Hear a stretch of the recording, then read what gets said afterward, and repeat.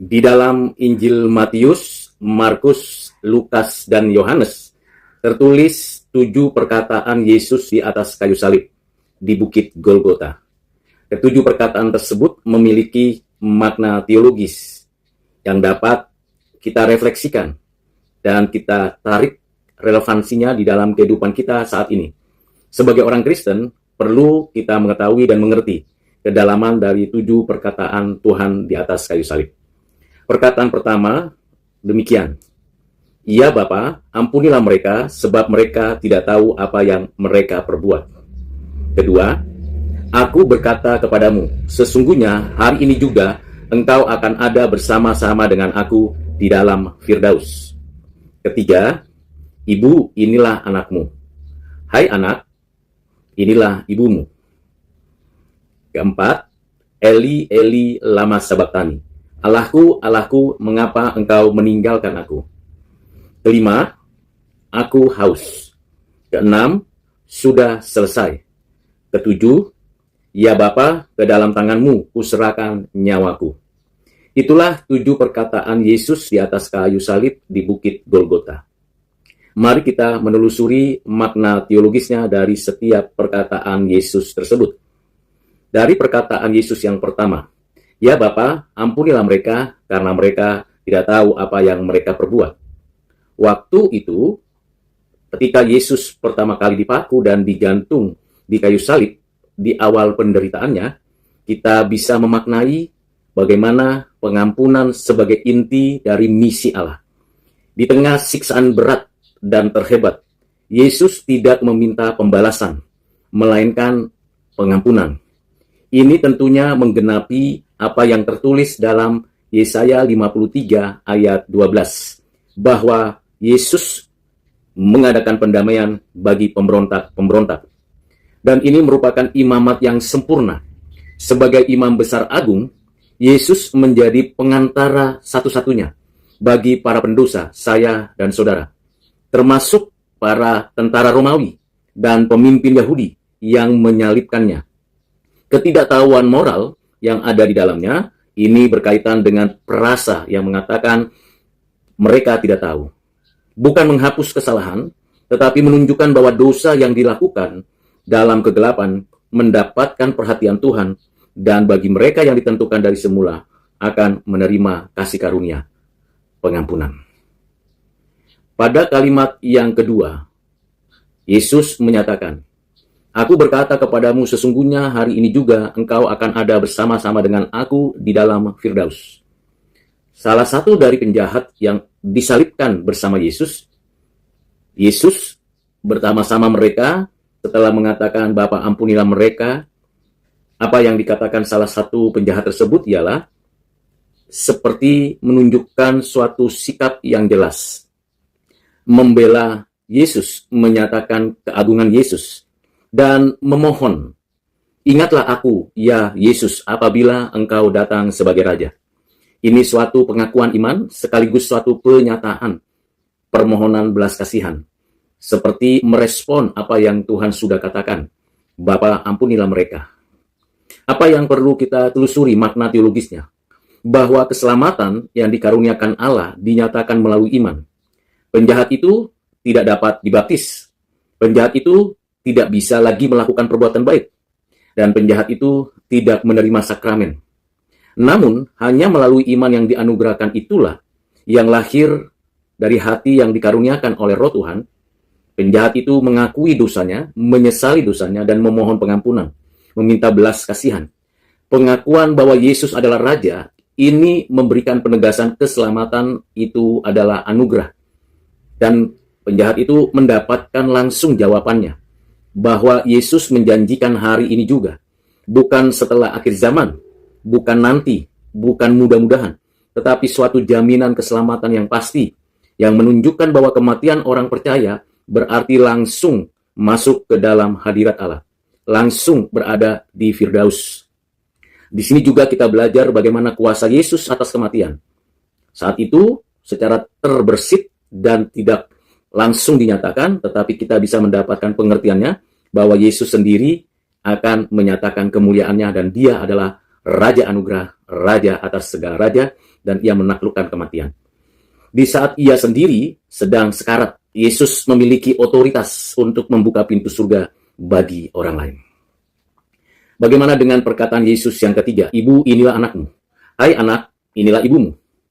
Ketika Yesus melihat ibunya Maria dan murid yang dikasihnya yaitu Yohanes berdiri dekat salib, ini suatu dorongan tuntunan untuk memberikan pengertian persaudaraan dan kesatuan di dalam Kristus. Kepatuhan pada hukum Taurat sebagai anak sulung, Yesus memastikan bahwa ibunya Maria dirawat setelah kematiannya. Menepati perintah hormatilah ayah dan ibumu sehingga napas akhirnya. Ini berarti memberikan suatu jaminan pemeliharaan ibunya, orang-orang yang dihargainya. Pembentukan keluarga baru muncul di sana, karena Yesus secara simbolis menyerahkan Maria kepada Yohanes, muridnya itu. Dan Yohanes diberikan kepada Maria sebagai anaknya. Ini melambangkan adanya keluarga yang baru, new family, di dalam Kristus, yang memberikan gambaran bahwa gereja tidak lagi terikat pada hubungan darah, tetapi pada hubungan iman. Maria sebagai ibu rohani dalam hal ini perlu dan penting direnungkan. Dalam tradisi orang Kristen, peristiwa ini sebagai peristiwa yang dipandang bagaimana Yesus memberikan Maria sebagai ibu kepada seluruh murid yang dikasihinya. Tentunya ini memberikan dampak bagi setiap persekutuan orang Kristen, bahwa dalam satu keluarga Kristen senantiasa berpusatkan pada Kristus yang menebus dan yang memberikan keselamatan hidup kekal.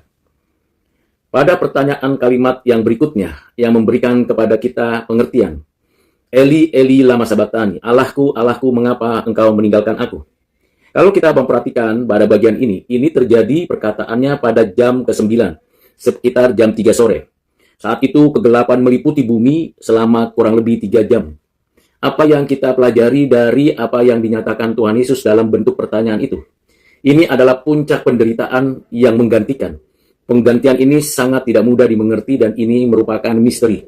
Ini adalah satu-satunya perkataan Yesus bukan berupa doa kepada Bapa, melainkan dinyatakan seorang manusia kepada Allah.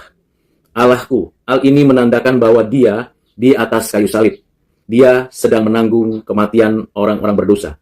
Dia telah menerima murka Allah. Dia ditinggalkan karena menanggung kedosaan manusia. Yesus mengalami keterpisahan dari Bapa karena ia menanggung dosa seluruh umat manusia. Itu bisa kita baca dari 2 Korintus 5 ayat 21, Mazmur 22 ayat 1. Sebuah kutipan dari Mazmur yang bersifat mesianis, yang berawal dari ratapan, tetapi berakhir dengan kemenangan. Dengan mengutipnya, Yesus menunjukkan bahwa dia mengalami puncak penderitaan, mengalami pembebasan, dan kemuliaan pasti menyusul. Ini adalah sebuah misteri Trinitas. Perkataan ini menyoroti realitas inkarnasi, dan Yesus yang sehakikat dengan Bapa, secara eksistensial mengalami keterlantaran demi menebus manusia. Ini merupakan makna teologis yang paling mendalam. Setelah ia menyatakan pengampunan atas banyak orang, memberikan jaminan keselamatan atas seorang penjahat, membuat sebuah kehidupan keluarga yang baru, di sini Yesus berdiri sebagai wakil manusia dan menyatakan dirinya untuk tidak ditinggalkan oleh Allah. Namun kenyataannya ia harus menanggung murka Allah karena ia menanggung segala keberdosaan manusia, umat pilihannya. Karena untuk itulah ia inkarnasi, menderita, dan mati di atas kayu salib. Perkataan yang berikutnya, "Aku haus." Ini disampaikan Yesus setelah Yesus mengetahui bahwa segala sesuatu telah selesai. Ia berkata, "Aku haus," untuk menggenapi kitab suci. Di dalam kata itu ada makna yang mendalam yang perlu kita refleksikan, di mana ada satu perwujudan dari kemanusiaan Yesus yang sejati. Yesus benar-benar menderita secara fisik. Yesus bukan sekedar roh atau ilusi. Ia juga mengalami dehidrasi, kelelahan, penderitaan tubuh. Dan ini menjadi nyata, bukan saja tangan, kaki, dan kepalanya yang berdarah. Seluruh anggota tubuhnya, seluruh tubuhnya tercabik-cabik oleh pecutan dari apa yang diterimanya dari para tentara Romawi. Sungguh ini menggenapi segala yang sudah dinubuatkan tentang Yesus. Di dalam Mazmur 69 ayat 21 dituliskan, "Mereka memberi aku makan empedu, dan saat aku haus mereka memberi aku minum cuka." Ini menunjukkan bagaimana kehausan Yesus juga melambangkan kerinduannya untuk menyelesaikan karya keselamatan dan memberikan air hidup kepada setiap orang percaya, orang-orang pilihan, umat tebusannya. Perkataan yang keenam, sudah selesai. Ini menggambarkan suatu kondisi di mana setelah Yesus minum cuka anggur asam yang diberikan kepadanya. Pemaknaan yang mendalam dari sana ialah satu kata dalam bahasa Yunani, tetelestai. Tetelestai. Kata ini berarti lunas, genap, tuntas. Dalam dunia perdagangan, kata ini digunakan untuk menandakan bahwa suatu utang telah dilunasi sepenuhnya. Tetelestai. Karya penebusan sudah lunas, sudah tuntas, sudah rampung. Yesus tidak mengatakan aku telah mati, tetapi sudah selesai. Ini mengatakan berarti seluruh rencana keselamatan, penebusan dosa, pendamaian, penggenapan nubuat, dan ketaatan sempurna telah digenapi. Tidak ada yang kurang. Ini menggambarkan kemenangan. Sudah selesai. Tidak ditambah lagi oleh apapun, dan tidak ada kekurangan. Sehingga sempurna, paripurna. Kemenangan itu bukan hanya seruan mengatakan kekalahan, melainkan seruan kemenangan. Kata tetelestai itu seruan kemenangan. Seruan yang menggambarkan kemenangan atas dosa, atas iblis, dan atas maut. Salib Yesus bukanlah akhir, melainkan puncak dari misi inkarnasi. Ini penting menjadi renungan bagi setiap orang Kristen. Dan perkataan yang terakhir menjadi puncak dari perkataan Yesus di atas kayu salib. Ya Bapa, ke dalam tanganmu kuserahkan nyawaku. Ini sungguh sangat menarik, karena di kalimat pertama, perkataan Yesus pertama, Bapa ampunilah mereka, karena mereka tidak tahu apa yang mereka perbuat. Di perkataan yang keempat, Yesus mengatakan, Allahku, Allahku, mengapa engkau meninggalkan aku? Di perkataan yang terakhir, perkataan Yesus yang terakhir itu di atas kayu salib, ya Bapa, ke dalam tanganmu kuserahkan nyawaku. Jadi, di sini dari awal sampai akhir, relasi antara anak Allah, yaitu Yesus Kristus yang inkarnasi itu, tidak pernah putus dan tidak pernah batal. Kondisi Eli lama sabachthani di dalam perkataan keempat itu berkaitan kemanusiaan Yesus yang sangat-sangat perlu dan penting menjadi bahan perenungan. Di dalam kalimat terakhir ini, ya Bapa, ke dalam tanganmu, ku serahkan nyawaku, sesaat sebelum Yesus mengembuskan nafas terakhir. Kembali kepada Bapa. Setelah mengalami keterlantaran di atas kayu salib, dari mulai diadili, sebelumnya ditangkap dari Taman Getsemani, kemudian dipakukan, dibawa ke Bukit Golgota, disalibkan bersama dua penjahat, dan masa-masa itu menjadi masa-masa yang sangat misteri. Yesus di akhir daripada penyalipannya, Yesus kembali menyebut dan memanggil Bapa, dan menyerahkan nyawanya. Dengan penuh kepercayaan ini menunjukkan bahwa kesatuan dengan Bapa telah dipulihkan, setelah dosa ditanggungnya. Sangat mendasar, sangat mendalam, perlu perenungan. Di atas kayu salib bukan saja penebusan yang sudah dikerjakan, pemulihan relasi juga dikerjakan oleh Yesus Kristus. Kematian Yesus sebagai tindakan yang aktif, karena Yesus tidak mati begitu saja karena kehabisan tenaga.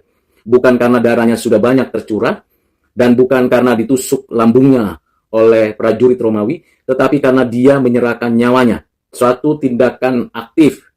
Ia secara aktif menyerahkan nyawanya. Aku memberikan nyawaku. Aku berkuasa memberikannya dan berkuasa mengambilnya kembali. Ini sejalan dengan apa yang tertulis dalam Mazmur 31 ayat 6. Sebuah doa seorang yang saleh menyerahkan hidupnya kepada Allah. Dengan mengucapkan, Bapakku serahkan nyawaku ke dalam tanganmu. Itu menggambarkan bahwa kematiannya adalah tindakan iman dan ketaatan yang sempurna. Dengan pengertian tersebut, saudara yang kekasih di dalam Kristus, maka kita banyak belajar mengenai hal-hal yang prinsip dari 7 perkataan salib tersebut. Dan tentunya ini menjadi ingatan bagi kita, bahwa kematian Yesus adalah kematian yang mematikan kematian kita, yang seharusnya kita mengalami kematian karena alam murka atas dosa kita. Tetapi Yesus Kristus menggantikan kita di atas kayu salib. Bukan saja kita telah menerima pengampunan dosa, tetapi kita kembali dipulihkan dan mendapatkan status yang baru sebagai keluarga Allah, sebagai anak-anaknya, dan memanggil Allah dengan panggilan yang dekat, yang intim, yaitu Bapa. Dengan demikian, kematian Yesus adalah kematian yang mengalahkan maut, menghancurkan segala kuasa dosa, dan memberikan hidup yang baru. Masihkah saudara meragukan makna kematian Yesus? Masihkah saudara berdiam dan memegang kepercayaan di luar Kristus, atau saudara tetap maunya berada di dalam murka Allah, Tuhan Yesus menantikan pertobatan saudara. Amin.